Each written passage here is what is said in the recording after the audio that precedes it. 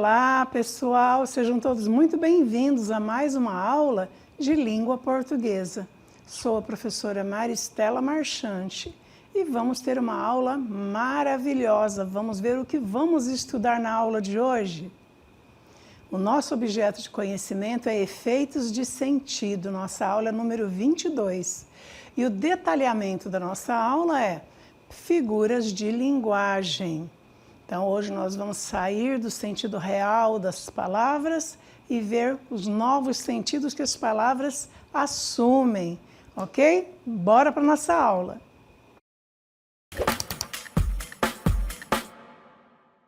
Muito bem! Então, nós estudamos desde lá do início do nosso letramento, da nossa alfabetização, os sentidos das palavras. Conhecemos o dicionário, lá está explicando qual o sentido das palavras, o significado das palavras. Mas hoje, já estudando há alguns anos, hoje já na quinta etapa, nós chegamos ao momento de aprender que as palavras podem assumir sentidos diferentes de acordo com a intencionalidade do autor, de alguém que está escrevendo e do contexto no qual está inserida essa palavra, né? Então, nós vamos descobrir que o sentido literal da palavra é denotativo e o sentido figurado da palavra, o sentido mais amplo dele, é o sentido conotativo. E dentro desse sentido conotativo, nós vamos encontrar as figuras de linguagem. Vamos então lá? As figuras de linguagem são recursos expressivos que consistem em fugas discursivas da língua, uma vez que nem sempre uma ideia pode ou precisa ser comunicada literalmente. A criatividade humana permite uma comunicação fluida e que muitas vezes não se adapta à literalidade ou à realidade palpável do mundo. Aí nós começamos a entender o porquê que a palavra vai tomar um sentido diferente, né? De acordo com a intencionalidade de quem está escrevendo. Ele sai da realidade, ele sai do sentido literal e assume um outro sentido. Para que todas as possibilidades sejam alcançadas, as figuras de linguagem abrangem diferentes modalidades. Vamos ver então. Por que usar figuras de linguagem? Para enriquecer o texto e torná-lo mais envolvente. Nós vamos encontrar figuras de linguagem em textos literários. Então, todos os textos literários nós vamos encontrar palavras com um sentido diferente daquele literal que nós conhecemos lá do dicionário. Então, vai enriquecer o texto e torná-lo mais envolvente para seduzir o leitor, seduzir o interlocutor e também numa tentativa do autor, do poeta, de levar ao seu leitor aquele sentimento que ele está tendo naquele momento que ele está criando aquele poema ou aquele romance ou aquele conto, uma obra literária qualquer, né? E mais, por que usar as figuras de linguagem? Para transmitir emoções e ideias de forma criativa, para chamar a atenção do leitor ou ouvinte. Então, isso aí já vai nos explicando, vai nos ajudando a entender onde nós vamos encontrar figuras de linguagem e por quê. Então, toda obra literária, ele está envolvido com sentimentalismo, ele vem carregado de emoções. E as figuras de linguagem, essa forma, essa fuga do sentido literal de algumas palavras, é na tentativa de trazer para o leitor o sentimento do autor no momento que ele está criando aquela obra de arte, que a literatura nada mais é do que uma obra de arte, né? Continuando, as figuras de linguagem são assim diferentes, né? Elas são classificadas como figuras de palavras ou semânticas, figura de sintaxe ou construção, figura de pensamento e figuras de som ou harmonia. E nós vamos falar sobre as de palavras ou semânticas, o sentido das palavras. Vamos ver? Metáfora. Então, metáfora é a primeira figura de linguagem que nós vamos ver nessa aula. A metáfora é provavelmente a figura de linguagem que mais utilizamos no nosso dia a dia. Ela se baseia em uma comparação implícita, sem o elemento comparativo, como ou tal qual, por exemplo, em que a característica de determinada coisa é atribuída ao elemento metaforizado. Então, costuma-se dizer muito de metáfora, né? É uma metáfora, é uma comparação implícita. Vamos continuando a ver metáfora. Ela consiste em usar a palavra referente a essa coisa no lugar da característica propriamente dita, depreendendo uma relação de semelhança, que por termos uma linguagem flexível e complexa, conseguimos entender. Então, a metáfora ela vai fazer comparação implícita com as qualidades ou as características do ser que está sendo comparado. Por exemplo, dizemos que a metáfora ocorre quando se faz qualquer comparação sem utilizar expressões que indiquem que uma comparação está sendo feita, como, tanto quanto, parece, entre outros termos. Vamos ver os exemplos. Seus olhos eram diamantes. Então, nesse sentido, a metáfora está consistindo aí em quê? Em comparar os seus olhos com um diamante. Então, o brilho do diamante está sendo atribuído aos olhos de alguém. Seus olhos eram diamantes. Vocês percebem que é uma afirmativa, né? É uma comparação implícita. Ele afirma categoricamente aquilo que ele quer explicar, aquilo que ele quer comparar. Ele não usa de conectivos, ele afirma diretamente aquela característica do ser que está sendo comparado. Vamos ver mais um exemplo. A menina é uma flor. A delicadeza da flor está sendo atribuída à menina. A menina é uma flor. Outro exemplo. O homem é o lobo do próprio homem. A posição de predador do lobo está sendo atribuída ao homem. Percebam a comparação que é feita aí. O homem é o lobo do próprio homem. O próximo exemplo nós temos de metáfora. Seu coração está pegando fogo. O coração está aquecido devido às emoções fortes, como a paixão. Mais um exemplo, Marcelo se faz de cego para esta situação. Ele se recusa a entender ou aceitar o que está acontecendo. Mas nós também temos a metáfora em muitas músicas. No nosso dia a dia nós cantamos músicas que também têm metáfora. Vamos ver alguns exemplos. Metáfora na música. Tem a música Esperando na Janela, né? Intérprete Cogumelo Plutão. Você é a escada da minha subida. Você é o amor da minha vida. É o abrir de olhos ao amanhecer, verdade que me leva a viver. Então você percebe aí que ele afirma que ela ou ele é a escada da sua subida, né? É o amor da vida. Então ele afirma categoricamente, ele está fazendo uma comparação aí entre a pessoa, o amor da pessoa e o quanto de bem ela faz para a vida dele. Então, é uma comparação implícita. Você é a espera na janela, a ave que vem de longe tão bela, a esperança que arde em calor, você é a tradução do que é o amor. Então, nós vemos que a metáfora, o autor vai fazer as comparações implícitas, ele afirma as características que são comuns ao ser que está sendo comparado e o ser objeto de comparação, ok? A nossa próxima figura de linguagem é comparação. Já na comparação, nós vamos encontrar conectivos. É nesse sentido que a metáfora difere da comparação. A metáfora é uma comparação implícita. Já a comparação é uma comparação explícita. Por quê? Porque vem com os conectivos. A comparação, também conhecida como símile, é uma figura de linguagem que estabelece uma relação de semelhança entre dois elementos a partir de uma característica comum entre as duas.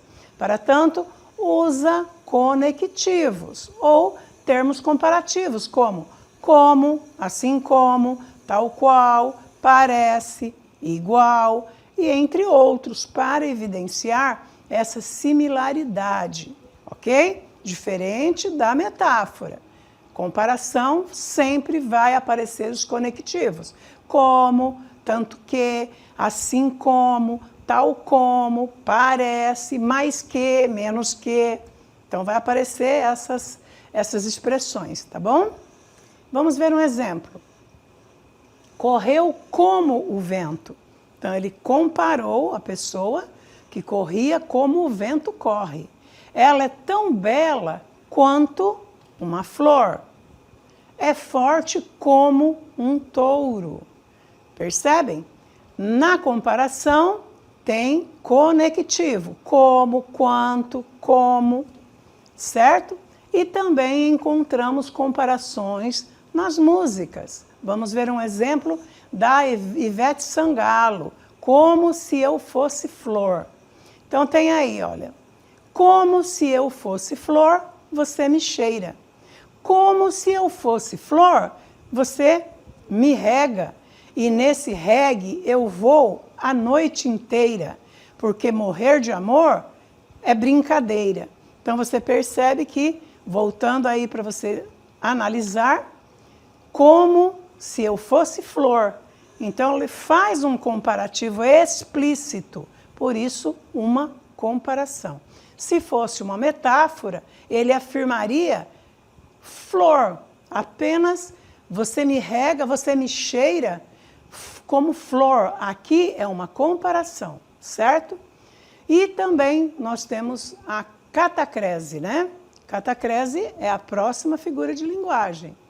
Catacrese é um nome que nós utilizamos para algo que não tem um nome próprio. Já ocorreu para vocês de achar estranho, falaram perna da mesa, asa da xícara, dente de alho, embarcar no avião, embarcar no ônibus, quando na verdade embarcar é embarcar, eu embarco no barco, né? O correto é embarcar no barco, mas eu uso a mesma expressão para entrar no ônibus, para entrar no avião, né? Porque não existe uma palavra própria. Então nós vamos encontrar várias situações que nós vamos ter catacrese. Em outras palavras, pegamos um termo que já existe e o emprestamos para alguma outra coisa. Assim, o substantivo representa dois significados diferentes que não têm associação. Vamos ver exemplo. Precisei chamar um marceneiro para consertar o pé da mesa. Quando nós falamos de pé, nós lembramos do ser humano, né? Uma parte do corpo do ser humano. Mas pé da mesa, não existe outro termo para falar, é pé da mesa. Pé da cama, né? Dente de alho, e aí outros termos que nós emprestamos. Asa da xícara, asa é de ave, mas nós usamos porque há uma semelhança, né? E aí emprestamos esse termo. Então esta é uma figura de linguagem chamada catacrese, ok? Vamos ver catacrese na música. Também tem, olha aí. Também de Ivete Sangalo. Então, olha, eu quero beijar a sua boca louca. Eu vou enfiar uva no céu da sua boca. Então, essa parte da nossa boca, que nós chamamos de céu da boca, na verdade, tem o nome de palato, né? Cientificamente é palato, mas popularmente chamamos céu da boca. Mas céu, a gente já imagina o lugar onde tem as estrelas, onde tem o sol, onde tem as nuvens, né? Nós conhecemos céu por essas identificações aí. As nuvens, as estrelas, o sol, né? Mas emprestamos esse termo para a boca, para o palato da boca. E nós não vamos falar o palato, vamos falar o céu da boca. E na música da Ivete Sangalo também. Ela disse que quer enfiar uva no céu da sua boca. Então nós vemos aí uma catacrese. E na música 4, Balanço do Busão, intérprete Fala Mansa. Então ele fala assim: no balanço do busão, no fungado da sanfona, o que atrapalha é o braço da poltrona. É no balanço do busão, é no fungado da sanfona. O que atrapalha é o braço da poltrona. Então nós vemos aí braço da poltrona. Braço também é uma parte do corpo do ser humano. Mas como nós chamaríamos o braço da poltrona? Que outro nome nós usaríamos para falar dessa parte da poltrona onde nós encostamos nosso braço? Nós vamos emprestar também o braço da poltrona. Então, são termos emprestados, tá, pessoal? Então, essa figura de linguagem chama-se catacrese, ok? E vamos para a próxima figura de linguagem, que é sinestesia. A sinestesia é uma figura de linguagem muito interessante. Ela mistura várias sensações. Quais são os órgãos do sentido? Vocês se lembram? Visão, audição, tato, olfato e paladar. Lembraram da aula de ciências? Então, os nossos sentidos são visão, audição, tato, olfato e paladar, não é? Mas quando alguém quer expressar algo com muita emoção, carregar de emoção, ele mistura 2 ou 3 órgãos do sentido para dar essa ênfase naquilo que ele está querendo dizer. Vamos então ver aí. A sinestesia. Sinestesia. Voltando só para explicar. A sinestesia ocorre quando se constrói uma expressão que mistura 2 sensações diferentes entre aquelas percebidas pelos órgãos sensoriais, os órgãos do sentido, né? Vamos para o exemplo. Tinha olhos bem pretos, quentes e doces. O autor aí, ele quis expressar o que ele realmente via naqueles olhos. Ele estava olhando aqueles olhos com paixão.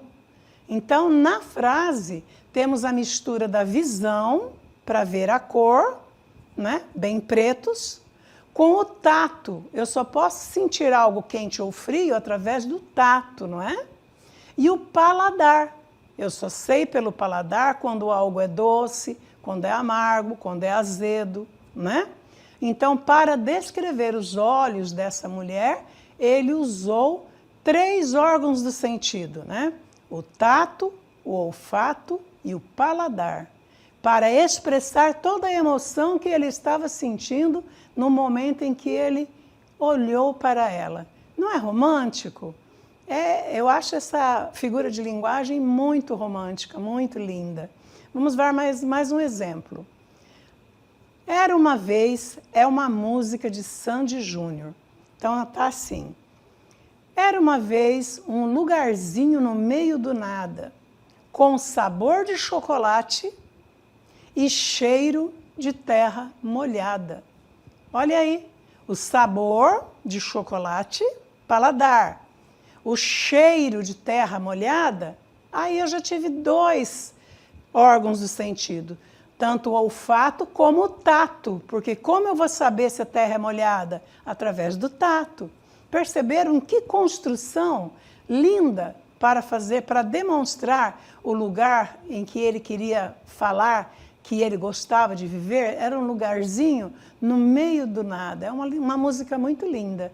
Então nós podemos ver aí os órgãos dos sentidos a serviço da emoção do autor, do poeta, né? Temos mais uma figura de linguagem, a metonímia.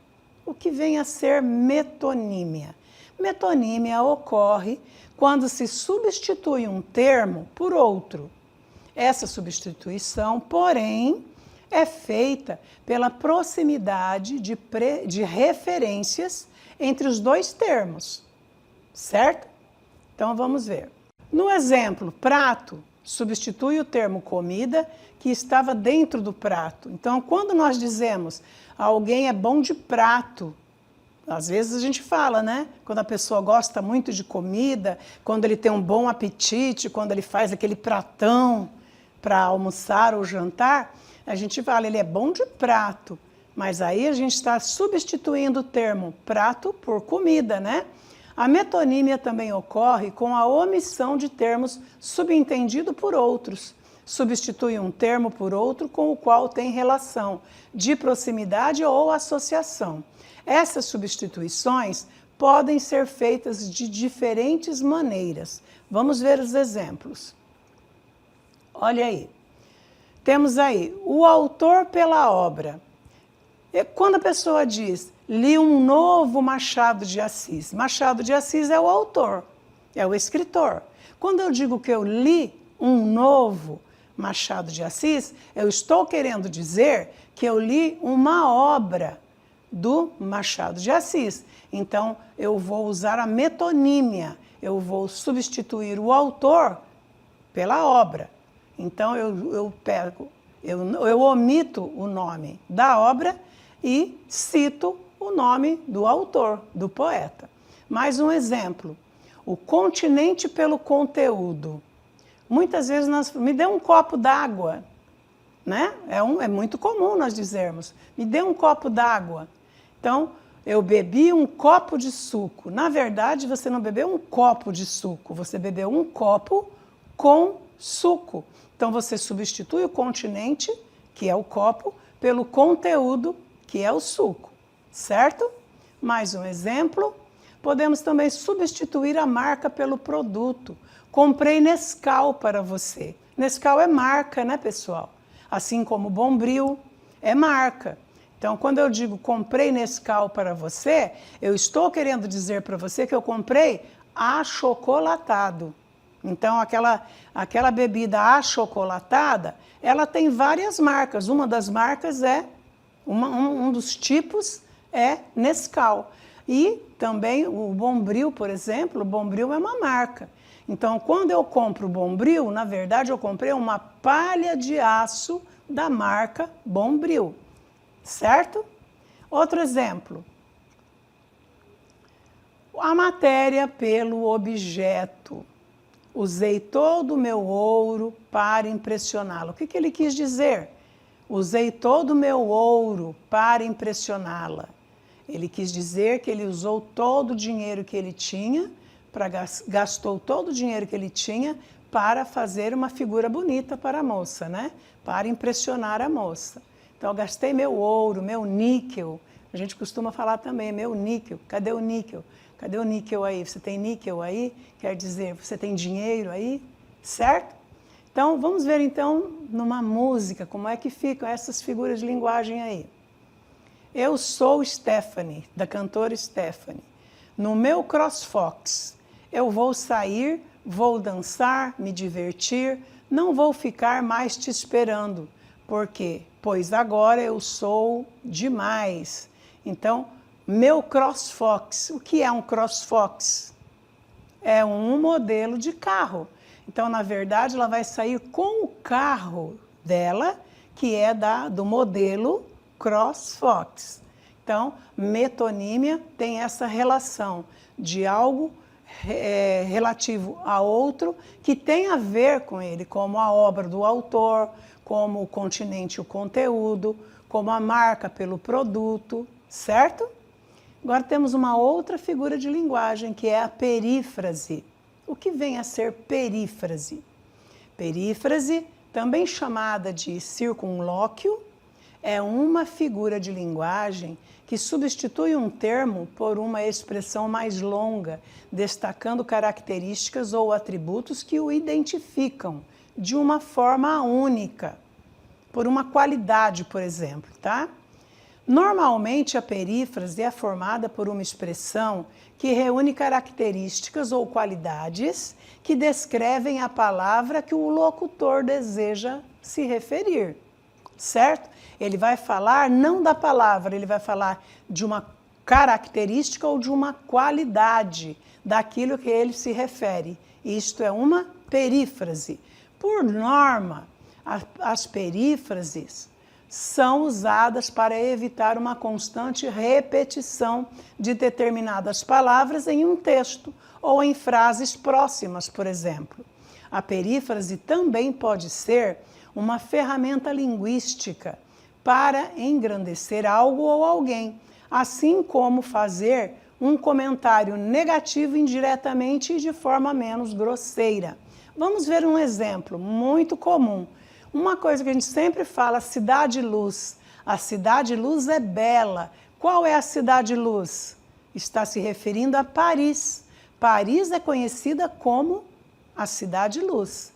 A cidade santa, nós conhecemos, o pessoal fala que é do Vaticano, é a cidade santa. Então, fala-se da característica ou da qualidade do ser para se referir a esse ser e não ficar repetindo toda hora o nome desse ser, ok? Mais exemplos. Saudemos o astro-rei. Quem é o astro-rei? O Sol. Então, saudemos o astro-rei. Então, a qualidade dele é ser o astro-rei, né? Então, nós vemos que as figuras de linguagem, elas fogem de todo aquele padrão que nós estudamos, que nós aprendemos. Vai ampliar o nosso entendimento, vai ampliar a nossa capacidade de interpretação. Nós vamos começar a entender nas entrelinhas, né? Então, nós começamos a perceber a intencionalidade do autor, do poeta, do escritor. Nós vamos percebendo. Isto é obra literária. Então, quando um texto mexe com tua emoção, quando você encontra palavras que sugerem, que trazem um novo sentido para aquele termo, para aquele texto, nós vamos percebendo que trata-se de uma obra literária. E essas palavras, elas fogem daquele contexto que nós já conhecíamos desde os nossos primeiros anos de letramento. Por quê? Por causa da intenção do locutor. Ele vai buscar ferramentas porque ele quer que o seu interlocutor, o seu leitor, consiga alcançar a emoção que ele está sentindo no momento em que ele está criando essa obra de arte, como um poema, um romance, uma novela, um conto. Então, é dessa forma. Então, as figuras de linguagem, elas são recursos, são fugas para trazer para o texto mais expressividade, mais emoção, para levar o leitor a sentir prazer, sentir alegria, satisfação em estar lendo. É esse o objetivo, entretenimento, né? Então, nós vimos várias figuras de linguagem hoje, e isso vai ampliando o conhecimento de vocês e a capacidade de vocês também de interpretar um texto e perceber se esse texto é um texto comum ou se ele é um texto literário. As figuras de linguagem são muito comuns em textos literários, aparecem muito. Mas pode aparecer também em crônicas. As crônicas podem ser consideradas literárias quando elas são líricas. Tem vários tipos de crônicas, mas as líricas também trazem figuras de linguagem, ok? Espero que vocês tenham gostado da aula de hoje. Eu gostei muito. Até a próxima!